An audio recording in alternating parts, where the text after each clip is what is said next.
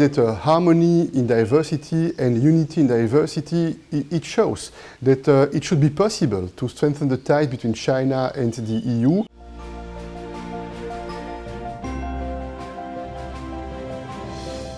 This year is an important one because that's the 50th anniversary of the diplomatic relationships between China and the European Union. And it's a good occasion, I think, to look at our relationship with a bit of distance and to identify what we can do better in the future.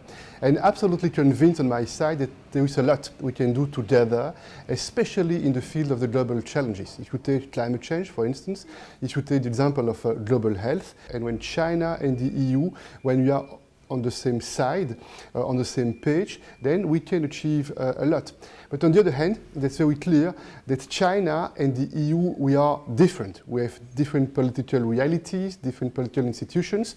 We do not have the same history, and it means that we also have the responsibility to manage our differences in a responsible way, with sincerity, with respect. And another important element, in my opinion, that's very important in the future, just to work together and to develop these bilateral relationships based on its own merits and not influenced by others. That harmony in diversity and unity in diversity, it shows that it should be possible to strengthen the ties between China and the EU.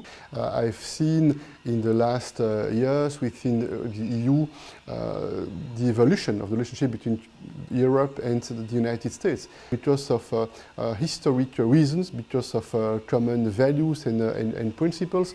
The United States and Europe, we have close ties. But on the other hand, it's very important for the European Union to be master of its own destiny.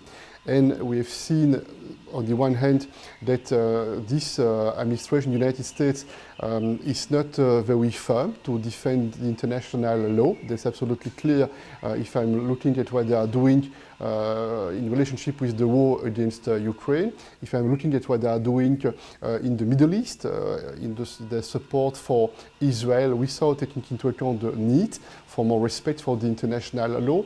We would like to have a close relationship with the United States in various fields, but we cannot accept that the United States would decide what is the position of the European Union in various geopolitical topics, including in our relationship with China. That's why I've advocated a lot in the past, and I've not changed my mind on this investment agreement between China and the EU. I feel that this investment agreement that was negotiated a few years ago is an interesting framework to make more progress in the field of the economic partnership between China and the EU.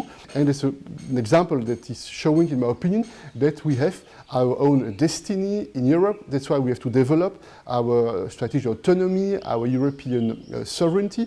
And I think that there is an interest for more cooperation between China and the EU in this global context. And I think that the Chinese authorities understand very well that the geopolitical realities today is offering a unique opportunity for making those ties between China and Europe closer than before.